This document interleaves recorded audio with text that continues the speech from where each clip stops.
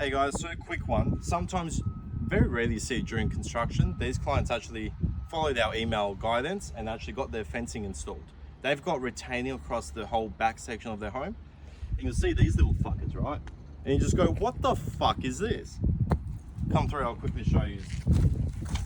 So, how the fuck does the fencing work when you've got retaining wall? So what happens is, the fuckers come out, the landscapers, they come out and they actually measure it. And then they core drill through the actual retaining to then cement the posts in. So, and how it works is it will go in the middle of the retaining wall. Regardless, this one is actually inside the boundary of our client's home. This will still go right in the middle. So that's how it works. And when you do see them, while it may take a few extra days to actually get your fence installed, they've got to get this shit done right.